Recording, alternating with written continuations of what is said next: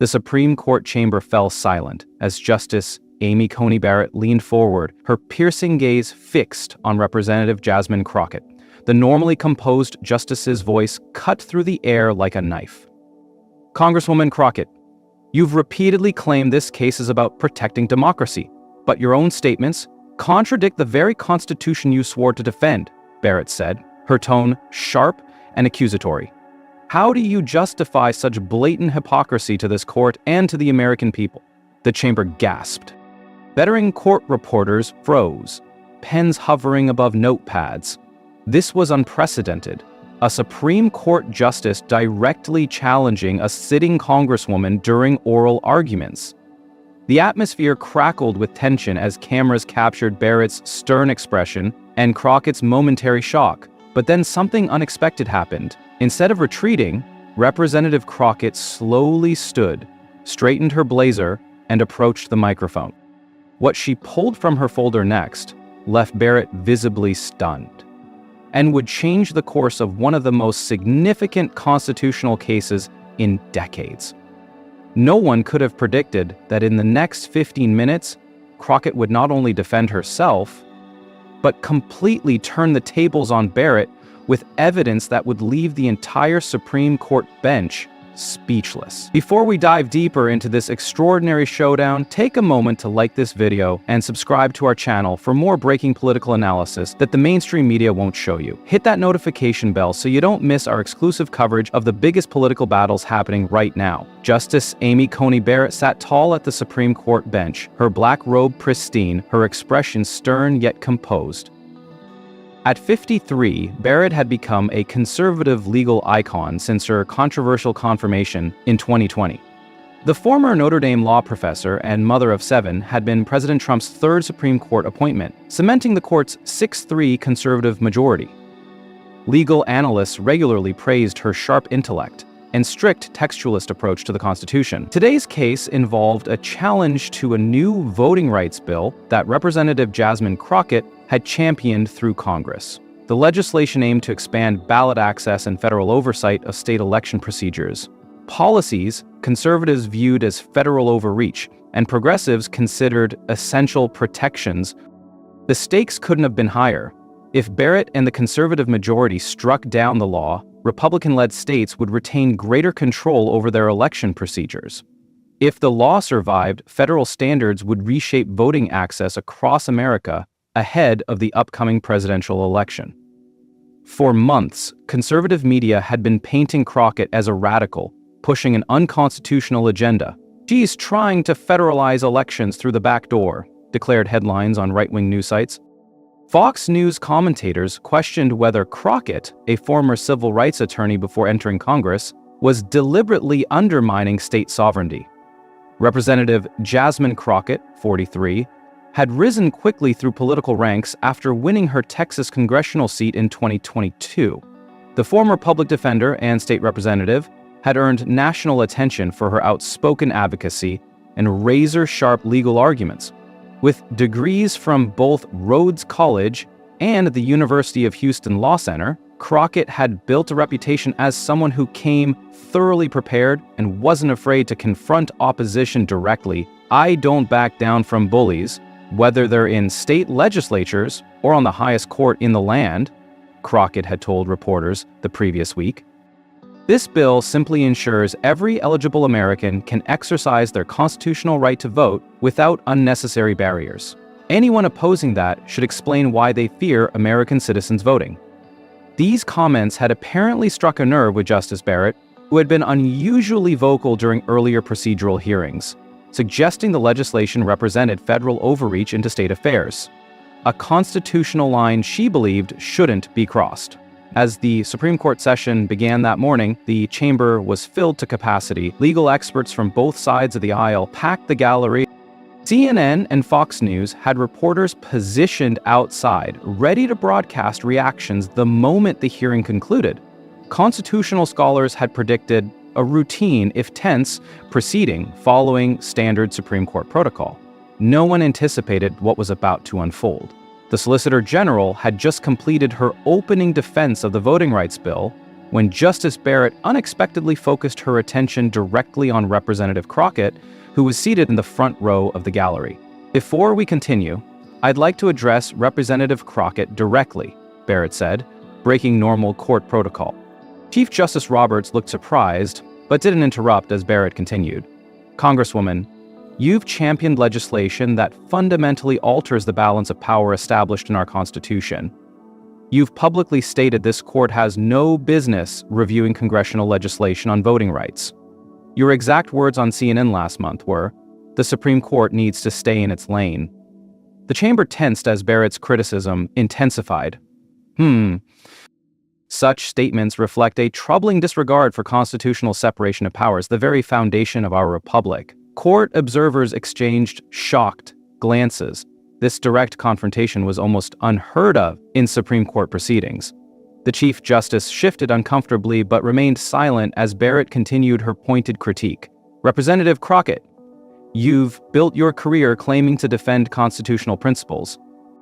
Yet your legislation appears designed to circumvent the Constitution's clear delegation of election authority to states. This contradiction demands explanation. It was a political and legal ambush, broadcast live to millions of Americans." Conservative commentators in the room could barely contain their satisfaction as Barrett methodically laid out her case against both Crockett and the voting rights legislation. What no one realized was that Representative Crockett had anticipated this moment and had come prepared with evidence that would stun the court and the nation. The Supreme Court chamber remained frozen in shocked silence. Justice Barrett's unprecedented direct challenge to Representative Crockett hung in the air. The Chief Justice, finally recovering his composure, leaned toward his microphone. "While this is highly irregular," Roberts began, "since Justice Barrett has addressed the Congresswoman directly, I'll permit a brief response before we return to proper procedure." All eyes turned to Representative Crockett, who nodded respectfully to the Chief Justice. As she rose from her seat in the front row, her expression revealed not intimidation, but calm determination.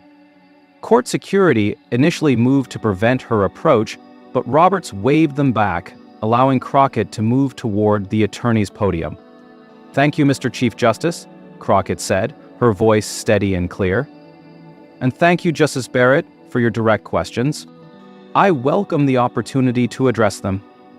Barrett's expression remained stern, but a flicker of surprise crossed her face at Crockett's composed demeanor. The Congresswoman wasn't rattled as expected. "Justice Barrett," Crockett began, "you've suggested I disrespect the Constitution and this court's authority. With all due respect, my position has been consistently mischaracterized." Conservative justices, Alito and Gorsuch, exchanged skeptical glances. Justice Thomas leaned back, arms folded. On the liberal side, Justices Sotomayor and Kagan watched with intense interest. Crockett continued, "My CNN statement about the court staying in its lane was specifically addressing hypothetical questions about the court potentially nullifying certification of election results, something entirely different from reviewing the constitutionality of legislation." She reached into her folder and held up a transcript. "The full interview shows this context clearly. I've never questioned this court's judicial review authority, established in Marbury v. Madison." Justice Barrett frowned. "Congresswoman, regardless of that specific comment, your legislation attempts to federalize election procedures that the Constitution explicitly leaves to states. Article I, Section 4 is clear on this matter." The tension in the chamber intensified. This was becoming a direct debate between a Supreme Court justice and a member of Congress, something unprecedented in modern court history. "Justice Barrett, I'm grateful you've cited Article 1, Section 4, Crockett replied, a hint of confidence entering her voice. "Because that very section states, and I quote, the times, places, and manner of holding elections for senators and representatives shall be prescribed in each state by the legislature thereof. But the Congress may at any time by law make or alter such regulations." She emphasized the last part, her legal training evident. "The Constitution explicitly grants Congress authority to establish federal election regulations. My legislation operates precisely within this constitutional framework." Several reporters furiously scribbled notes. This wasn't just a response, it was a constitutional counter-argument delivered directly to a Supreme Court justice. Barrett's expression tightened. Representative Crockett, I'm well aware of the constitutional text. The question is whether your specific provisions exceed Congress's regulatory authority and infringe on core state functions. I appreciate that concern. Crockett nodded. However, Supreme Court precedent has consistently upheld Congress's broad authority in this area. She quickly cited 3 previous cases supporting congressional action on voting rights. The exchange was becoming a high-level constitutional debate. Justice Kavanaugh leaned forward, clearly engaged by the substantive legal arguments emerging from this unusual confrontation. Barrett shifted approach. Your public statements suggest this legislation is meant to target specific states whose policies you personally disagree with. That raises serious equal sovereignty concerns under Shelby County v. Holder. Crockett didn't hesitate. Justice Barrett, I've been very careful about this distinction. Unlike the provisions struck down in Shelby County, this legislation applies uniform standards nationwide. It doesn't single out particular states. The gallery murmured. Crockett was holding her own against one of the court's sharpest legal minds. Barrett pressed harder. Yet you've repeatedly claimed certain state laws are, quote, Jim Crow in new clothes. That suggests targeted intent. Describing historical parallels is different from writing targeted legislation, Crockett responded. The bill's text applies equally to all states, regardless of my personal assessments of certain state laws. Justice Kagan nodded, slightly, appearing impressed with the legal precision of Crockett's answers. Barrett changed tactics again. Your legislation includes provisions for Department of Justice pre-clearance of certain state election changes. That framework was specifically invalidated in Shelby County. For the first time, a smile flickered across Crockett's face. Justice Barrett, you've raised an excellent point that allows me to clarify a critical distinction. She removed another document from her folder. The pre-clearance mechanism in this legislation differs fundamentally from the Section 4 coverage formula struck down in Shelby County. This bill establishes objective, contemporary criteria that apply prospectively to all states equally, addressing precisely the constitutional defect identified in Shelby County. The legal reporters in the room looked stunned. Crockett wasn't just defending herself. She was delivering a masterclass in constitutional law that directly addressed the court's previous concerns. Barrett's expression remained stern, but her tone had shifted slightly. This wasn't the easy dismantling of a politician's weak legal arguments she might have anticipated. She was engaged in a substantive constitutional debate with someone clearly fluent in the court's own precedents. Representative Crockett, Barrett continued, even if your legislation technically avoids the specific issues in Shelby County, it still represents a massive shift of authority from states to federal agencies. The Constitution's federalist structure suggests the framers intended a more limited federal role. Crockett nodded respectfully before responding. Justice Barrett, I share your commitment to constitutional fidelity. That's precisely why I'd like to introduce something relevant to your concern. She removed a bound document from her folder. This is a detailed historical analysis of the framers' understanding of congressional power over federal elections, including statements from Madison, Hamilton, and others during ratification debates. Several justices raised their eyebrows. Crockett continued. These sources reveal the framers explicitly intended Congress to have final authority over federal election regulations as a check against state manipulation. Alexander Hamilton specifically warned in Federalist 59 that without this congressional power, the exclusion of the national government from regulating federal elections would leave the Union's existence at the mercy of state governments. The historical evidence was compelling and clearly unexpected. Now, Justice Gorsuch, known for his interest in founding-era understanding, leaned forward with evident interest. Barrett persisted. Historical evidence aside, Congresswoman, your public advocacy has suggested courts should simply defer to Congress on these matters. That's not how our constitutional system works. I agree completely, Justice Barrett, Crockett replied, surprising many observers with her ready concession. Judicial review is essential to our constitutional order. My concern has never been about this court's review authority, but rather about ensuring that review is grounded in the Constitution's text and history, including the Reconstruction Amendments that significantly altered the federal-state balance regarding voting rights. The exchange had now lasted nearly 10 minutes, far longer than the brief response Chief Justice Roberts had authorized. Yet Roberts made no move to intervene as the substantive constitutional debate unfolded. Justice Barrett, seemingly determined to find a vulnerability in Crockett's position, shifted focus again. Representative Crockett, you've consistently characterized state voter ID requirements as unconstitutional barriers. Yet this court has upheld their validity in Crawford v. Marion County. Your public comments suggest contempt for that precedent. This accusation hung in the air, potentially more damaging than earlier points. Questioning a politician's knowledge was one thing, suggesting they disrespected court precedent was another. Crockett took a measured breath before responding. Justice Barrett, I have never stated that all voter ID laws are per se unconstitutional. My concerns, consistent with this court's precedents, focus on implementation details that can create disparate burdens. She reached for another document. In fact, in my tenure in the Texas legislature, I co-sponsored a bipartisan bill that included voter identification requirements with appropriate accessibility provisions. My position has been consistent with the balancing test this court established in Crawford. Justice Barrett appeared momentarily caught off guard by this evidence of Crockett's more moderate legislative record. The tension in the chamber had transformed.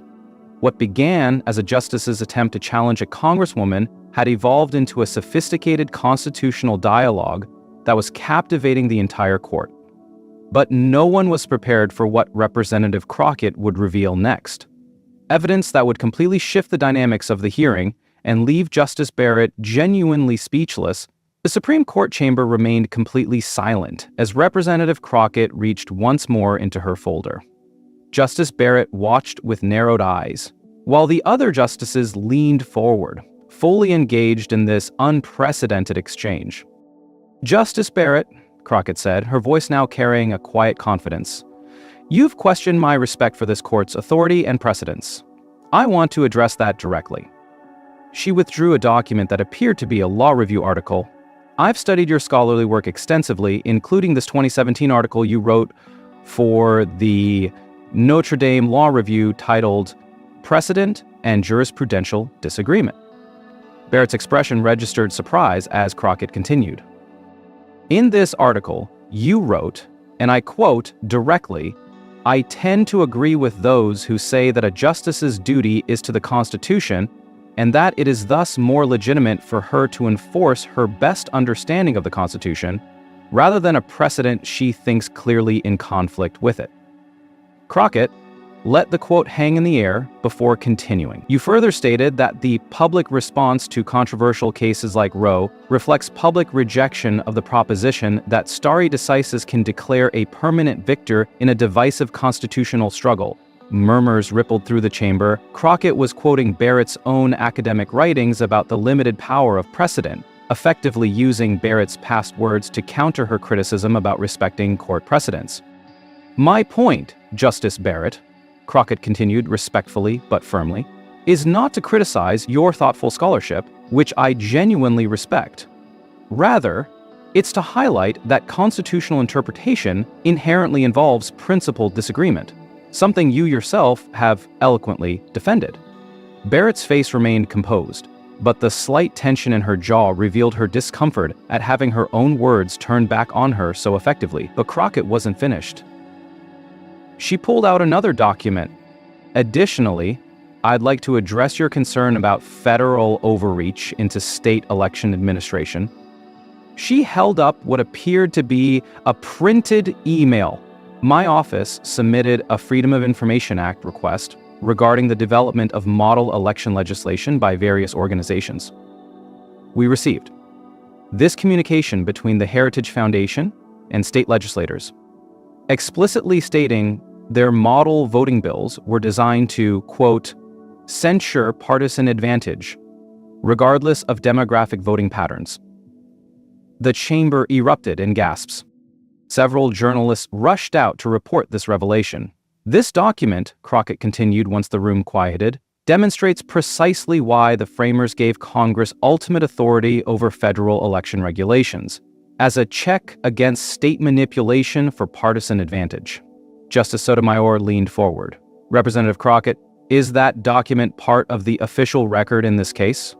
It was filed in our supplemental brief last week, Justice Sotomayor, Crockett confirmed. Page 47, Appendix C. Chief Justice Roberts frowned, flipping through his papers to locate the reference. Several other justices did the same. Justice Barrett attempted to regain control of the exchange. Representative Crockett, a single email doesn't establish a pattern of... You're absolutely right, Justice Barrett, Crockett interjected, politely but firmly. Which is why we've included 17 additional communications in Appendix D, documenting a coordinated multi-state effort to restrict voting access, specifically in communities with high minority populations. She didn't wait for a response before continuing, but most relevant to today's discussion is Appendix E, which contains communications directly citing your confirmation to this court as, quote, the green light to implement Phase 2 of the Election Security Initiative without fear of judicial interference. The chamber fell completely silent.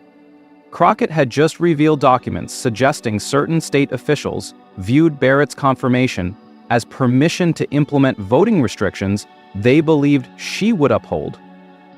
Justice Barrett's face flushed. Representative Crockett, I had no knowledge of... Of course not, Justice Barrett, Crockett said quickly. No one is suggesting you were personally involved. These communications simply demonstrate why the Voting Rights Act has been necessary, and why Congress must retain its constitutional authority to regulate federal elections when states act with discriminatory intent. The dynamic had completely shifted. What began as Barrett's attempt to challenge Crockett had transformed into Crockett effectively demonstrating the very need for the legislation under review. Justice Kagan spoke up. Representative Crockett, these documents raise serious factual questions about the motivation behind certain state voting laws. Can you clarify when these were obtained and verified? Yes, Justice Kagan, Crockett replied. These documents were obtained through legal discovery in parallel voting rights litigation in federal district courts. Their authenticity has been verified under penalty of perjury, and none of the authors have disputed their contents despite having the opportunity to do so. Justice Kavanaugh, who had been reviewing the appendices, looked troubled. These communications appear to explicitly discuss methods to reduce turnout in specific demographic groups. That raises obvious 14th and 15th Amendment concerns. Precisely, Justice Kavanaugh, Crockett agreed, and that constitutional concern is exactly what our legislation aims to address. Not by targeting specific states, but by establishing uniform national standards for federal elections that protect all voters, regardless of where they live or which party they support. Justice Barrett, attempting to recover from the unexpected turn of events, shifted to procedural grounds. Representative Crockett, while these documents are concerning, if authentic, this court's role is to evaluate the constitutional boundaries of federal and state authority, not to assess the wisdom or motivation of particular state policies. Crockett nodded respectfully. Justice Barrett, I completely agree. The constitutional question before this court is whether Congress has the authority to establish these particular federal standards for federal elections. My purpose in highlighting these documents is to demonstrate why the framers wisely gave Congress this very authority in Article 1, Section 4, as a necessary check against exactly the kind of state manipulation these documents reveal. She then delivered her most powerful point. The Constitution's text, original understanding, and this court's precedents all confirm Congress's broad authority in this area. The historical record shows the framers specifically intended Congress to have final say over federal election regulations, and the Reconstruction Amendments further empowered federal protection of voting rights. Crockett's voice remained measured but carried throughout the chamber. This legislation falls squarely within Congress's constitutional authority.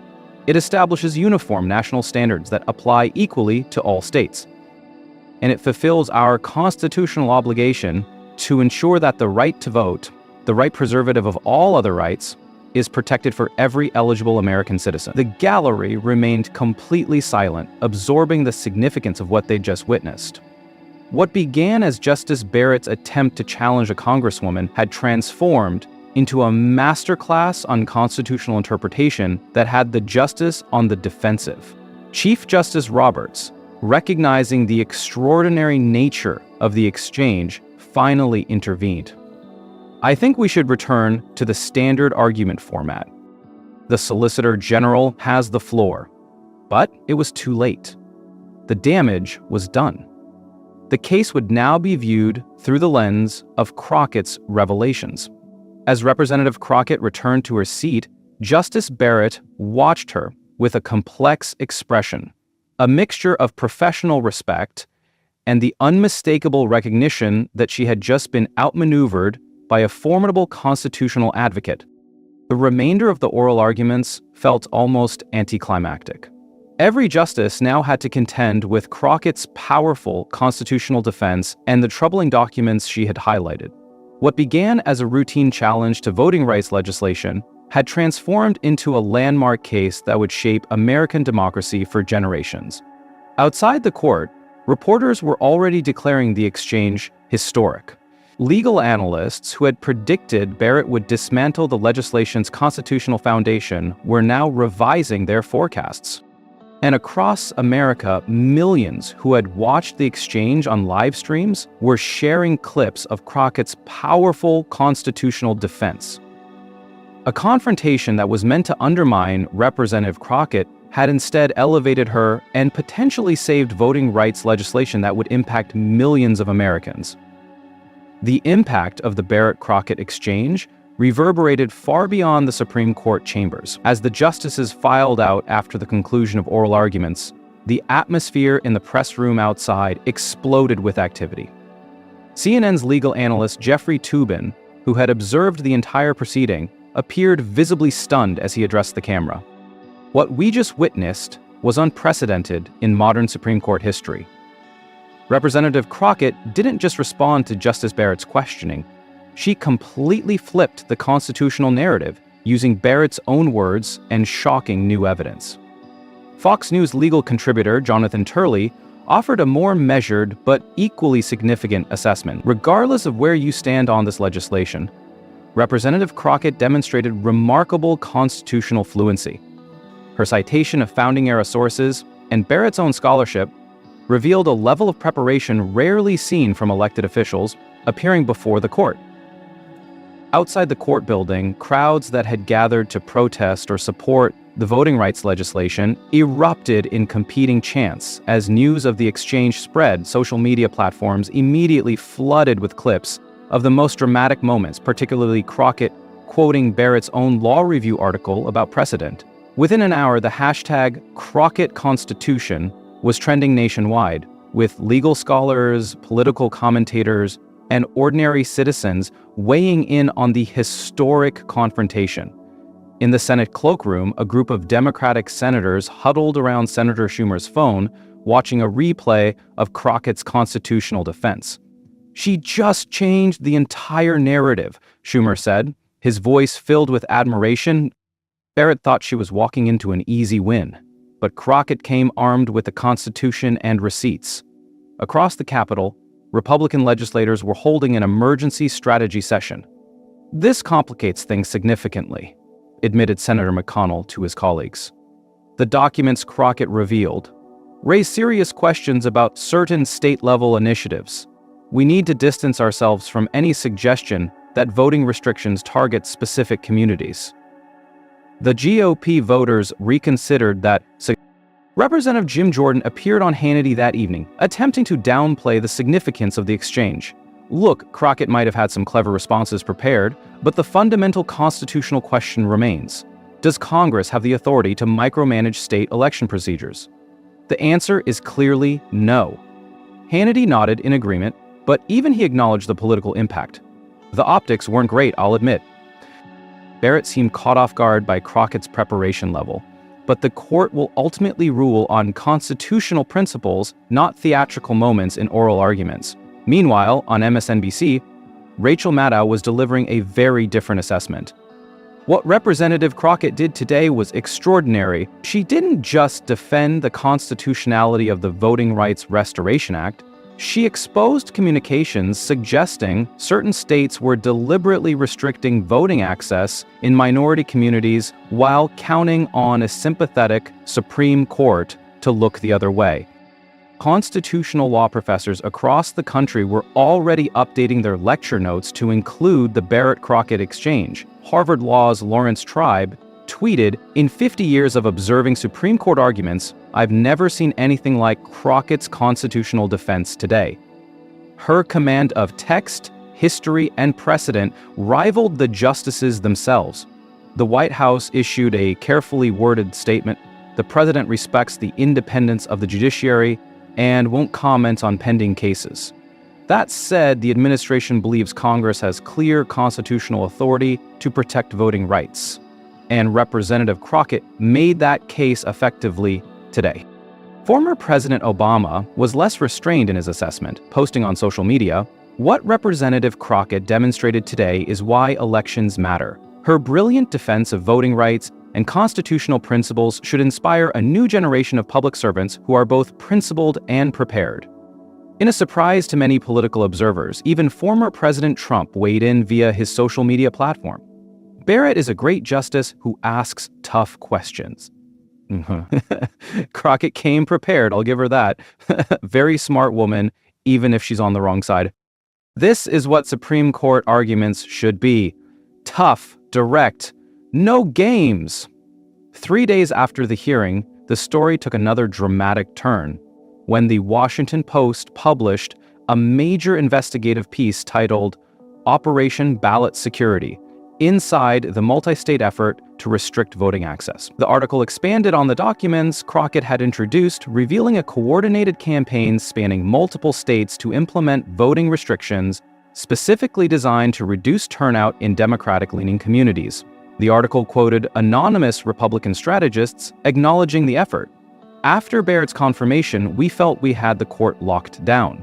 The plan was to implement these measures rapidly, knowing challenges would ultimately reach a sympathetic Supreme Court." This revelation forced several conservative justices to confront an uncomfortable reality. Ruling against the voting rights legislation would now be perceived as validating this partisan strategy, something that could damage the court's legitimacy, particularly after Crockett had so effectively highlighted the constitutional basis for congressional action. Justice Barrett found herself in an especially difficult position. Sources close to the court reported she was deeply troubled by the documents suggesting certain officials had viewed her confirmation as a green light for implementing voting restrictions. Such an interpretation contradicted her judicial philosophy of impartial constitutional interpretation. Legal analysts began speculating about a potential shift in the expected outcome. CNN's Joan Biskupic reported multiple sources close to the court suggest Justice Barrett is seriously reconsidering her initial position on the Voting Rights Restoration Act following Representative Crockett's presentation and subsequent revelations. A ruling upholding major portions of the legislation is now seen as increasingly possible. The full impact of the Barrett-Crockett exchange became clear 2 months later when the Supreme Court issued its ruling in Barrett v. Crockett, as the case had informally become known in legal circles. In a stunning 6-3 decision, with Chief Justice Roberts writing for the majority, joined by Barrett, Kavanaugh, Kagan, Sotomayor, and Jackson, the court upheld the core provisions of the Voting Rights Restoration Act. The majority opinion explicitly cited the constitutional text of Article 1, Section 4, historical evidence of the framers' intent regarding congressional authority over federal elections, and the Reconstruction Amendment's expansion of federal power to protect voting rights. Most remarkably, the opinion included a section that seemed directly influenced by Crockett's arguments. While states retain significant authority over election administration, the Constitution's plain text grants Congress the power to make or alter regulations for federal elections. Historical evidence indicates the framers specifically intended this as a check against state manipulation of electoral procedures. Justice Barrett wrote a concurring opinion that legal scholars immediately recognized as historic. Without directly referencing her exchange with Representative Crockett, Barrett acknowledged the importance of considering founding-era understanding alongside text. Original public meaning sometimes requires us to recognize broader federal authority than we might prefer under modern federalism principles.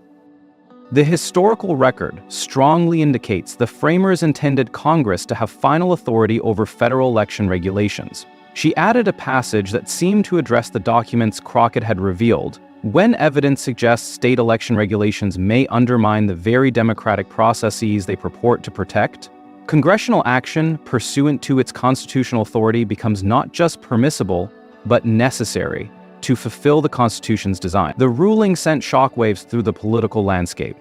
Voting rights advocates celebrated a victory few had thought possible 6 months earlier.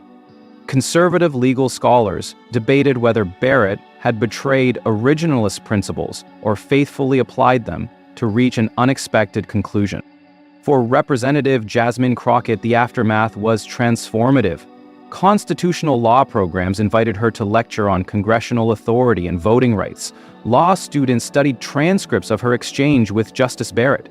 Progressive organizations promoted her as a potential future Supreme Court nominee, and her Texas constituency proudly displayed signs reading, "Our Congresswoman taught the Supreme Court about the Constitution." 8 months after the historic Supreme Court confrontation, Justice Barrett and Representative Crockett appeared together at a Georgetown Law Symposium on constitutional interpretation. The audience fell silent as Barrett addressed their famous exchange directly for the first time. "What happened in that courtroom," Barrett said, looking directly at Crockett, "is exactly what should happen in a constitutional republic." Vigorous, informed debate about the meaning of our founding document.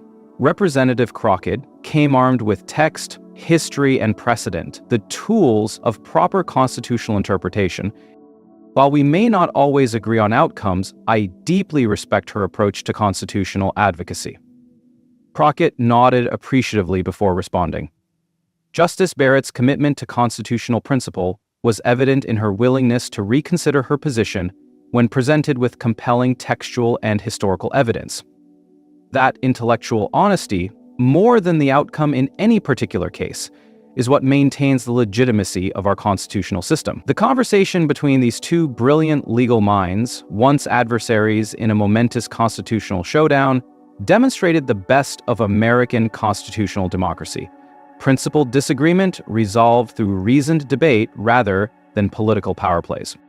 The Barrett-Crockett exchange had permanently altered America's constitutional landscape.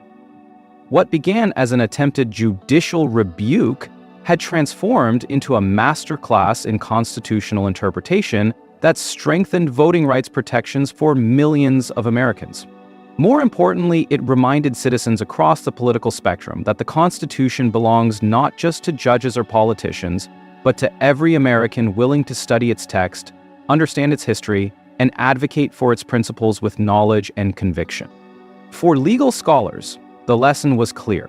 Never underestimate a prepared advocate, especially one armed with the Constitution's text and history. For political observers, the message was equally powerful. In America's constitutional system, the most effective weapon isn't power or position. It's principled preparation and persuasive advocacy in defense of fundamental rights. The Barrett-Crockett confrontation would be studied in law schools for generations, a moment when a justice's attempt to challenge a congresswoman's constitutional understanding instead revealed the enduring power of the Constitution itself to shape American democracy through the voices of those who master its principles and defend its promises. Thank you for watching this incredible breakdown of the historic Barrett-Crockett confrontation that changed American constitutional law forever. If you found this analysis informative, please like this video and subscribe to our channel for more in-depth coverage of the biggest political and legal battles shaping our nation. Hit that notification bell so you don't miss our upcoming exclusive on which Supreme Court justice might be considering retirement and who could replace them.